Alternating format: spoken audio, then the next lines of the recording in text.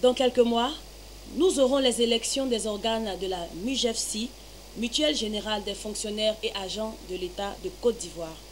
C'est dans cette perspective que nous recevons sur notre plateau M. Mesmin Komoé, enseignant de formation, secrétaire général du MIDD, Mouvement des instituteurs pour la défense de leurs droits, candidat au poste de PCA de la MUGEFSI. Chers téléspectateurs d'Ivoire TV.net, toujours ravi de vous retrouver, je vous dis bonjour. Alors, notre interview va comporter deux parties. Dans la première partie, nous parlerons de sa candidature au poste de PCA et dans la seconde partie, nous parlerons du MIDD et de l'actualité politique de la Côte d'Ivoire. Je ne serai pas seul, je serai avec un confrère, Zakam, journaliste sur la chaîne panafricaine Afrique Média. Bonjour, monsieur Mesmin Komoé. Bonjour. Depuis le mercredi 7 juin dernier, vous avez annoncé votre candidature à la présidence du conseil d'administration de la MUGEFSI. Qu'est-ce qui a motivé cette candidature? Merci. Avant de répondre à votre question, permettez que je salue l'ensemble de nos téléspectateurs et tous ceux qui nous suivent. Et vous dire merci pour l'honneur que vous nous faites de nous convier à ce débat d'échange sur les motivations réelles de notre candidature au poste de président du conseil d'administration de la Mutuelle des fonctionnaires de Côte d'Ivoire. Cela est lié au fait que, étant membre du conseil sortant, il y a un certain nombre de projets que nous avons en friche, projets pour lesquels nous estimons que les concepteurs que nous sommes devrions avoir la chance de pouvoir poursuivre l'œuvre, en nous entourant bien entendu de nouvelles compétences, de nouvelles forces, de nouvelles intelligences pour insuffler ce dynamisme nouveau-là, pour que l'ensemble de ces différents projets revalorisés, des nouveaux projets que nous avons, on puisse avoir une mutuelle davantage plus dynamique et plus performante. Merci M. Mesmin Komoé. Vous êtes le premier secrétaire général du conseil d'administration sortant. Donc, quel bilan faites-vous de l'équipe sortante? Oui, au niveau de notre équipe sortante, il faut dire qu'on s'était engagé sur un certain nombre d'éléments, dont le premier était de réconcilier la mutuelle avec les mutualistes. Parce qu'au moment où on arrivait, il y avait un sentiment de désamour entre certaines catégories socio-professionnelles et la mutuelle générale. Des amours qui avaient conduit ces différentes catégories socio-professionnelles à se mutualiser elles-mêmes. Pour certaines catégories avec poursuite de l'amitié avec la MUGEFSI, mais pour d'autres avec rupture complète. C'était le cas des médecins et c'était également le cas des instituteurs qui s'apprêtaient à faire la rupture avec la mutuelle. Et l'environnement ayant changé, il était donc bon qu'on regarde et que l'ensemble de ces catégories socio-professionnelles-là, on puisse les faire revenir. C'était le premier engagement que nous avons pris et je pense que nous l'avons réussi. Le deuxième engagement que nous avons pris était d'amener, n'est-ce pas, la mutuelle à être beaucoup plus opérationnelle, à servir davantage de prestations, de sorte que l'ensemble des mutualistes qui avaient été sanctionnés pour une raison ou pour une autre ont été réintégrés. Les différents prestataires ont connu leur nombre, ont vu leur nombre augmenter. Les pharmacies également ont vu leur nombre augmenter. Donc voici un ensemble de dispositions, voici un ensemble de mesures que nous avons dû prendre pour faciliter l'accès aux différentes prestations. Au niveau des différents régimes complémentaires, notamment le régime qui prend en charge les frais liés à la médecine, à l'hospitalisation et aux analyses médicales qu'on appelle Ivoire Santé chez nous, ce produit-là était à un taux de pénétration assez bas et nous avons œuvré pour que le nombre de bénéficiaires de ce produit puisse augmenter. C'est vrai, malheureusement, on n'a pas atteint les différents objectifs que nous sommes assignés parce que notre objectif était d'aller à 100 000 adhérents pour ce produit. Nous sommes au-delà des 50 000. Ce n'est pas négligeable, mais là-dessus, l'objectif n'avait pas été correctement atteint. Pour ce qui concerne la gestion pure, c'est-à-dire les différents indicateurs de bonne gouvernance, je crois que nous avons fait l'effort de respecter les grands ratios de performance, les grands ratios prudentiels et notamment la baisse du taux de fonctionnement que nous avons plafonné en dessous de 18%. Donc je crois que toutes ces performances-là sont à mettre à l'actif du conseil sortant et c'est l'ensemble de ces projets que nous voudrions cumuler avec d'autres projets que nous avons conçus pour une mutuelle, comme je le disais, davantage beaucoup plus performante. Avec ce bilan flatteur que vous venez d'énumérer, que reprochez-vous juste à M. Solomon? Le bilan, je l'ai dit, nous sommes tous comptables en ces points positifs et nous prenons également à notre passif les points négatifs. Ce que nous reprochons au président du conseil actuel, c'est que malheureusement, la MUJFC est régie par des textes. Les textes majeurs de la MUJFC, ce sont ses statuts et règlements intérieurs. Et en la matière, les statuts disposent en leur article 32 qu'aucun administrateur ne doit exercer plus de 2 mandats, qu'ils soient consécutifs ou non, et cela dans tous les cas. Bon, malheureusement, le président sortant a déjà exercé un premier mandat d'administrateur de 2002 à 2006, même si son mandat s'est écourté à partir de 2004. Et il exerce un deuxième mandat de 2013 à 2017. Vous comprenez donc qu'il succombe sous le poids de l'article 32 des statuts. Il ne peut donc pas prétendre à un troisième mandat au niveau du conseil d'administration. Voici la raison pour laquelle nous lui avons demandé de se retirer et de laisser l'équipe continuer. Bon, face à son refus obstiné, et on ne sait pour quelle raison, d'appliquer, de respecter ces dispositions statutaires-là, nous avons été obligés de conduire une liste autre que la liste qu'il conduit pour le renouvellement des organes. Donc vous voulez dire que M. Soro Mamadou est en train de tenter un passage en force? Je ne suis pas en train de le dire, c'est ce qu'il est en train de faire et c'est conformément à nos textes. Je vous le dis, et c'est l'article 32, il est ainsi libellé. Dans tous les cas, aucun administrateur ne peut exercer plus de 2 mandats consécutifs ou non. Vous voyez que tel que formulé, cette disposition n'admet aucune exception. Que vous ayez fait un mandat d'une façon ou d'une autre, que vous l'ayez fait en étant personne morale, personne physique, personne extraterrestre, un mandat demeure un mandat et vous n'en avez pas le droit de faire 3. Donc, lorsque vous l'avez déjà exercé 2 fois, vous ne devrez pas prétendre l'exercer une 3e fois. Malheureusement, c'est ce qu'il souhaite faire et nous n'allons pas accepter que cette forfaiture-là prospère. Nous ne l'accepterons pas, ça nous le disons, et c'est très ferme.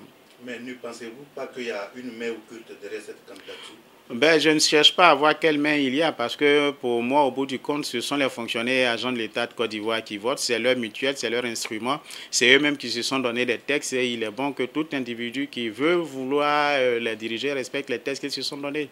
Quelles que soient les mains qu'il y a derrière, ces mains trouveront qu'il y a en face des fonctionnaires déterminés à faire respecter les statuts et règlements intérieurs. Alors, qu'est-ce que les fonctionnaires pensent de cette situation du cas de M. Soro Mamadou?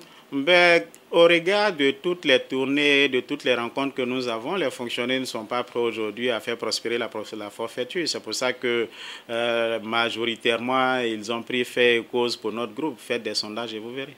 Quels sont vos atouts dans cette bataille? Nos atouts dans la bataille, d'abord, c'est tout un vivier de personnes compétentes qui constituent notre équipe Solidarité et Égalité.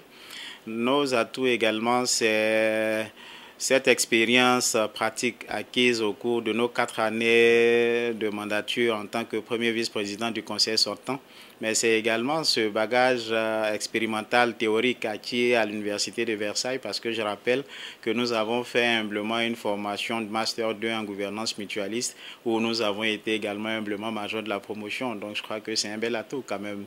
Mais il y a également l'ambitieux projet que nous proposons aux mutualistes, ambitieux projet qui commencera par faire en sorte que la solidarité obligatoire qui est née de l'adhésion obligatoire, parce que c'est la forme d'adhésion au niveau de la mutuelle pour tous ceux qui sont fonctionnaires et agents de l'État de Côte d'Ivoire, puisse se transformer en une solidarité réelle, donc en une solidarité volontaire, parce que c'est cela qui est le socle du développement de l'entreprise mutualiste. Vous savez que la valeur de solidarité est à l'entreprise mutualiste, ce que le capital est à l'entreprise marchande.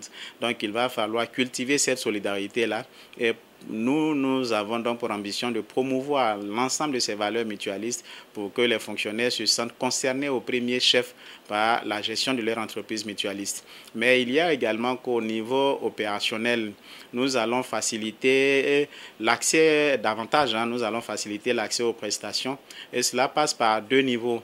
Le premier niveau de facilitation pour nous, c'est de lever un certain nombre d'injustices qui frappent certaines catégories de fonctionnaires, notamment les fonctionnaires en attente de leur premier mandatement. Vous savez que ce premier mandatement, malheureusement, pour certains fonctionnaires, arrive 3 ou 4 années après.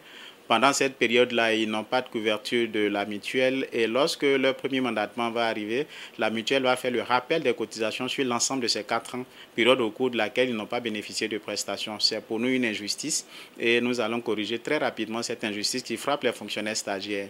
La deuxième injustice, c'est le fait que par leur position géographique, certains mutualistes n'ont pas accès aux bénéfices des bons au motif qu'il n'y a pas de médecins prescripteurs, alors que dans ces centres de santé, dans ces zones dépourvues de médecins, les infirmiers diplômés d'État ou les sages-femmes qui officient et qui tiennent ces différents centres-là sont autorisés à prescrire des ordonnances médicales, mais ils ne sont pas autorisés à prescrire les bons de la MUJFSI. Nous allons également corriger cette injustice. Mais nous allons, la plus grande réforme, c'est de mettre en place ce qu'on appelle la carte unique et intelligente. Carte unique et intelligente parce qu'elle va nous servir à la fois de carte d'accès.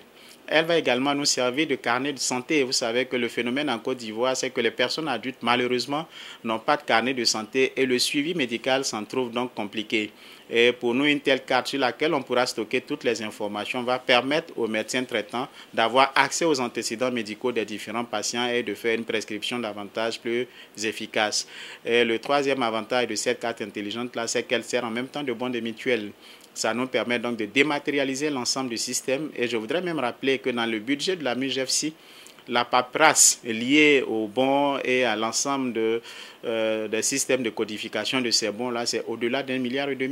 Je pense que ce montant pourra permettre de doter les différents prestataires en terminaux capables de lire ces cartes intelligentes-là et le tour sera joué. Donc voici une innovation majeure que nous voudrions faire, mais nous voudrions également, au-delà de la prise en charge médicale, aller, pour ce qui concerne les fonctionnaires et agents de l'État de Côte d'Ivoire, à accroître leur capacité de résilience en mettant en place un fonds qui va avoir pour objet de les aider à avoir accès à la propriété foncière d'une part et de l'autre, les aider à pouvoir mettre en place des activités génératrices de revenus pour garantir une retraite assez active et une retraite, je ne vais pas dire dorée, mais une retraite qui va les éloigner quand même des difficultés financières qu'on connaît pour beaucoup de nos retraités. Alors, monsieur Mesmer, sur le terrain, est-ce que vous organisez des campagnes de sensibilisation, des formations? Est-ce que vous allez vers les fonctionnaires pour leur communiquer votre vision? Absolument, absolument. Vous nous trouvez aujourd'hui parce que vous nous avez fait l'honneur d'avoir ces échanges, sinon on serait sur le terrain. C'est tous les jours que nous parcourons les différents services et bureaux pour parler du groupe Solidarité Égalité, de la vision que nous avons. Et nous sommes déjà vraiment rassurés du retour que nous font l'ensemble des mutualistes parce que c'est ensemble qu'ils partagent cette vision, c'est ensemble qu'ils veulent faire prospérer la légalité et nous en sommes fiers et rassurés. Vous avez aussi un projet de création d'une banque au profit des fonctionnaires. Absolument, je parlais tantôt du fonds que nous allons mettre en place pour soutenir ces activités principales-là, notamment l'accès à la propriété foncière et puis la réalisation d'activités génératrices de revenus pour garantir une retraite plus active. Mais un tel fonds, pour ne pas avoir à souffrir de tensions de trésorerie de quelque nature que ce soit, devra être adossé à une banque pour qu'elle soit opérationnelle. Au départ, nous avions voulu transformer notre instrument de microcrédit à une institution financière bancaire, mais les dispositions réglementaires de la BCEAO ne nous permettent pas d'aller pleinement à cette transformation. Mais nous avons quand même effectivement le souci de créer une banque des fonctionnaires qui va gérer le fonds dont nous avons parlé tout à l'heure, mais qui va également permettre aux fonctionnaires d'avoir des prêts de montants assez subséquents pour réaliser les différents projets qui sont les leurs. Alors, nous allons aborder la deuxième partie de notre interview.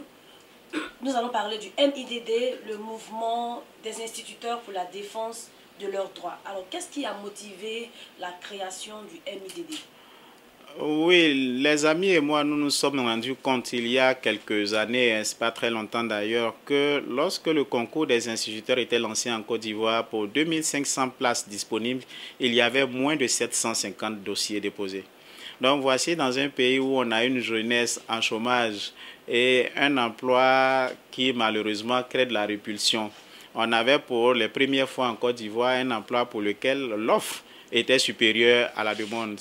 On s'est donc interrogé du pourquoi est-ce qu'il y avait ce désamour-là pour cet emploi qui devrait être considéré comme un emploi noble, parce que c'est la porte d'entrée de tout système, de toute opération.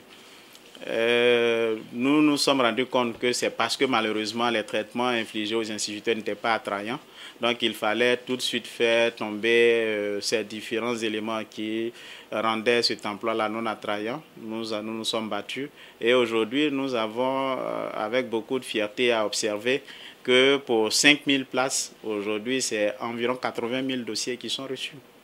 On a pu quand même par le MIDD inverser les tendances et c'est une bonne chose. Mais il était important de le faire parce que vous savez que dans le monde, aucun pays ne se développe de ses richesses naturelles. On se développe par l'intelligence, on se développe par les compétences parce que l'adage le dit, il n'y a de richesse que d'hommes. Et les hommes, on ne les forme pas ailleurs qu'à l'école. On ne peut pas former directement un individu dans une institution secondaire ou supérieure. Ça passe nécessairement et absolument par le primaire. Et à l'enseignement primaire, le premier facteur de réussite scolaire, c'est le maître. Donc il fallait travailler sur le maître, rendre la fonction enseignante, rendre la fonction d'instituteur attractive. Et c'est ce que le MIDD s'évertue à faire. Le faisant, donc, il contribue hautement à l'amélioration de la qualité de l'éducation. On le comprend ainsi. Alors, dans votre fonctionnement, quelles sont les difficultés que vous rencontrez sur le terrain? La première difficulté qu'on rencontre, ce sont malheureusement les incompréhensions avec les pouvoirs publics qui sont dans la dialectique qui nous unit et l'autre point de la contradiction. Malheureusement, les interpellations que les syndicats font, les revendications portées par les syndicats, quelquefois sont perçues comme des moyens de déstabilisation, sont interprétés là où on ne doit pas pousser l'interprétation et c'est ce qui complique davantage la fonction que nous exerçons au plan syndical. Alors parlons des moyens de revendication. Est-ce que la grève est le seul moyen, l'ultime recours pour vous? Non, c'est le dernier recours. C'est le dernier recours. C'est pour cela que nous recourons à la grève en dernier ressort. Parce que malheureusement, pour ceux qui ne sont pas les observateurs de tout le processus, ils ont l'impression que les syndicats en font trop. Mais c'est parce que justement, il n'y a pas de mécanisme de dialogue social. C'est parce que justement, il n'y a pas de réponse favorable aux préoccupations que nous posons, que nous sommes bien obligés, bien des fois, à aller à la grève. Je suis au regret de le dire, mais bien des fois, on l'a constaté. La meilleure demande d'audience est le préavis de grève. Tant que vous n'arrivez pas à cette crise, les problèmes ne sont pas résolus. Mais je crois que de plus en plus, on a tous compris qu'il n'est pas dans l'intérêt ni du syndicat, ni des pouvoirs publics d'aller à ces crises ouvertes. Et je crois que les mécanismes de dialogue social sont en train de se mettre en place. La Côte d'Ivoire a déjà les outils.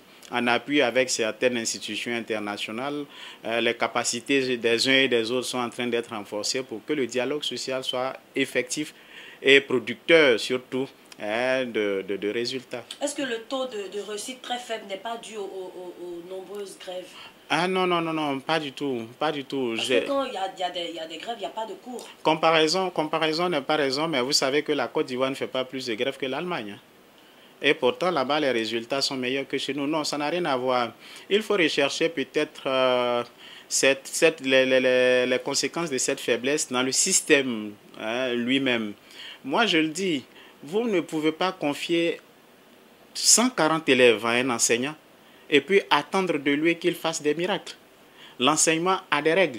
Lorsque les effectifs sont pléthoriques, lorsque les matériels didactiques sont insuffisants ou même inexistants, lorsque vous travaillez aujourd'hui dans des salles de classe qui ressemblent à des vestiges de l'Empire Songhai, lorsque il y a cette démotivation complète liée à toutes les pesanteurs sociales qui pèsent sur les enseignants du fait de leurs faibles revenus, lorsque il y a tous ces problèmes, les résultats au bout du compte ne peuvent pas être des résultats probants.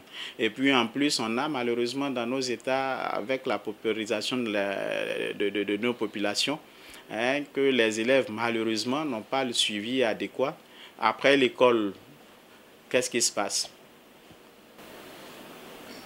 Monsieur le secrétaire général national du MIDD, moi j'ai rêvé un peu sur un sujet d'actualité, les grossesses en milieu scolaire, notamment dans le primaire.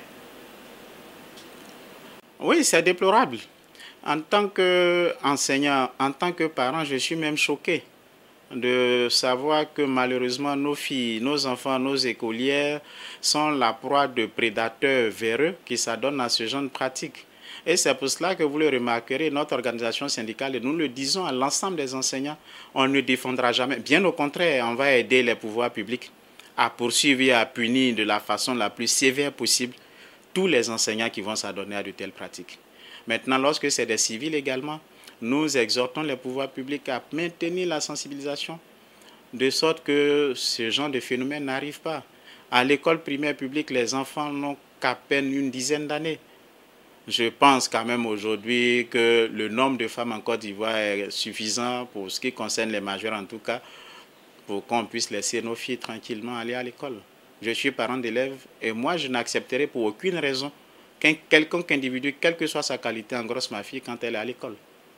Aussi bien au primaire même qu'au secondaire. Laissons les enfants aller à l'école. Leur avenir en dépend. Alors, nous allons aborder l'actualité. Monsieur Komoé, la Côte d'Ivoire a accueilli les 8e Jeux de la francophonie qui se sont déroulés du 21 au 30 juillet dernier. Votre avis sur ces Jeux? Bon, malheureusement, les campagnes dans lesquelles nous sommes ne nous ont pas permis de participer pleinement en tant que spectateurs à l'ensemble de ces manifestations, mais au regard de tous ceux qui y ont participé, les Jeux étaient bien organisés, c'était beau. La Côte d'Ivoire a reçu quelques médailles, c'est encourageant. Mais au-delà de cela, moi je pense que si on célèbre la francophonie, il faut peut-être qu'on pense un jour à célébrer l'agniphonie, le bétéphonie. Parce que nous avons également en Côte d'Ivoire et dans les pays africains notamment des langues qui sont extrêmement riches. Pourquoi on ne les valorise pas? Je rappelle également que je suis de formation grammairien linguiste. Et je sais par essence que la langue française est l'une des langues les plus pauvres au monde. Mais si on fait la célébration de la francophonie, il faut un jour également créer les créneaux pour qu'on puisse célébrer nous-mêmes, qu'on puisse célébrer nos langues. Je ne voudrais pas que ça ressemble à du néocolonialisme. D'accord. Alors, autre actualité, que pensez-vous des attaques répétées contre nos forces de l'ordre? Ah ben là, ça m'inquiète. Ça m'inquiète parce que ces derniers temps, les attaques que nous avons constatées, non seulement se font au niveau des forces de l'ordre, où on vole du matériel lourd, des armes, des véhicules, mais on s'attaque également à des institutions financières où on vole de l'argent. Donc je me dis que quelqu'un qui vole des armes et de l'argent ne va pas chasser dans la réserve de Taï. Qu'est-ce qu'ils s'apprêtent à faire, ces individus-là? Donc moi, je voudrais interpeller les pouvoirs publics à plus de vigilance pour épargner la Côte d'Ivoire de ce que nous avons déjà vécu et qui, à n'en point douter, nous a retardé pendant plusieurs décennies. Il est bon quand même qu'on comprenne que développer notre pays, construire notre pays ne passera pas par le crépitement des armes. Quelle solution proposez-vous pour une réconciliation vraie? Alors, la réconciliation, à mon sens, se fait entre deux individus qui ont des problèmes. Donc, pour que la réconciliation soit vraie, il faudrait qu'aux deux pôles de la contradiction, les deux individus qui ont mené la contradiction soient là. Donc, c'est pour cela que je ne dis pas peut-être de préconiser une amnistie générale. C'est vrai qu'on est tous portés sur la recherche de la vérité, vérité qui va être catharsique pour tout le monde. Mais il est bon quand même que tous les acteurs à un moment donné se disent il faut aller de l'avant et il faut que le passé reste vraiment derrière nous et qu'on ait surtout la volonté de ne plus recommencer. Quel bilan faites-vous aujourd'hui de la grève générale des fonctionnaires et agents de l'État que vous avez lancée avec la plateforme syndicale? Oui, je voudrais me réjouir et féliciter les fonctionnaires pour leur remarquable mobilisation. On a tous compris que l'union faisant la force, si nous combinons nos intelligences et que nous mettons nos énergies en synergie, on allait aboutir à des résultats probants et c'est ce qui a été fait. Je crois que sur l'essentiel des questions, des réponses ont été apportées. Il reste aujourd'hui à démêler la dernière préoccupation qui est le paiement des arriérés liés. Pour ce qui nous concerne en tout cas, d'une part au manque à gagner de notre indemnité de logement et puis de l'autre à la bonification indiciaire et pour les autres fonctionnaires aux différents mécanismes de reclassement. Au départ, l'idée était que le gouvernement ne reconnaissait pas cette dette. Aujourd'hui, le gouvernement reconnaît la dette mais voudrait la payer sur une période qui semble ne pas convenir aux fonctionnaires. Mais je crois qu'à l'issue des différentes discussions, nous trouverons nécessairement un terrain d'entente. Comme quoi, l'ensemble des préoccupations adressées au gouvernement a été passé au peigne fin, les discussions se sont tenues et c'est ce que nous recherchons, que dans la discussion constructive, on puisse apporter des solutions à l'ensemble des préoccupations qui sont les nôtres. Il n'y a pas de problème qu'il n'y ait pas de solution. C'est pour ça que d'ailleurs nous sommes heureux, puisque le président de la République, il a des solutions, c'est lui qui l'a dit. Vous avez déjà parlé de votre programme. Est-ce qu'on peut encore approfondir Oui, absolument. Pour ce qui concerne la mutuelle générale, nous l'avons dit, au-delà au plan opérationnel de ce que nous allons faire en termes de modernisation et de facilitation de l'accès, au-delà de développer les capacités de résilience des fonctionnaires, nous pensons également qu'il faut pouvoir accroître le réseau de soins qui rentre aujourd'hui également dans la facilitation parce que 44 ans après, la MUJFSI n'est propriétaire que d'un seul hôpital mutualiste. C'est peu. Et pour nous, dans une synergie, dans un partenariat avec les mutuelles sœurs, il va falloir développer, n'est-ce pas, ce réseau d'hôpitaux mutualistes sur l'ensemble du territoire national. L'avantage, c'est que ça va nous amener à faire une bonne concurrence aux hôpitaux privés qui aujourd'hui, malheureusement, ont un système qui, moi, me choque. Le système qui consiste à demander une caution à des patients lorsque ceux-ci n'ont pas une garantie assurantielle. Je crois quand même qu'avec le serment d'Hippocrate, on devrait pouvoir soigner les gens sans tenir compte de leur origine. Et puis, quand ils sont guéris, on parle de comment ils payent. C'est ce que les pays avancés le font. Et nous allons, dans ce système de réseau de soins mutualistes, arriver à faire la concurrence et amener les hôpitaux privés à aller dans ce sens également. Mais il y a également le défi de la couverture maladie universelle. Vous savez que du fait de l'existence de cette couverture maladie universelle, tout ce qu'il y a comme système de santé devient complémentaire. Avec les actuels que nous avons déjà commis et qui vont poursuivre leur travail, nous serons donc choisis parmi les hypothèses qu'ils vont nous présenter le meilleur système de complémentaire obligatoire à la couverture maladie universelle. Donc vous voyez que c'est vraiment bien réfléchi, le groupe Solidarité Égalité. C'est déjà dans la boîte, comme on dirait chez vous. Donc nous amenons et nous voudrions inviter les fonctionnaires à nous faire confiance parce que l'ensemble de ces projets-là ont été déjà bien pensés par ce vivier de personnes compétentes et expérimentées que nous avons dans notre groupe. Alors, M. Masma, l'entretien est pratiquement terminé. Avez-vous quelque chose à ajouter? Le dernier appel que je voudrais faire, c'est à l'endroit des fonctionnaires et agents de l'État de Côte d'Ivoire. Ils nous ont connus. Nous sommes résolument prêts à nous mettre à leur disposition. Nous voudrions donc les appeler à s'intéresser également à la chose mutualiste, à venir donc le jour des élections porter massivement leur choix sur la liste que nous conduisons, qui est la liste Solidarité Égalité, parce que les projets que nous avons sont de bons projets pour eux. Nous ne les avons jamais trahis, nous n'allons jamais le faire. Nous sommes avec eux, ils nous connaissent, on les connaît et on pense que nous allons ensemble mener une aventure merveilleuse.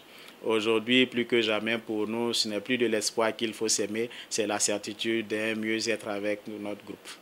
Nous recevions sur ce plateau M. Masma Komoé, candidat au poste du président du conseil d'administration de la Mutuelle Générale des fonctionnaires et agents de l'État de Côte d'Ivoire. J'ai pris beaucoup de plaisir à présenter cet entretien avec notre confrère Zakam de Afrique Média. Merci d'être resté en notre compagnie. Au revoir. Vous avez découvert ici. Que vous avez découvert Ivoire TV. Ivoire TV.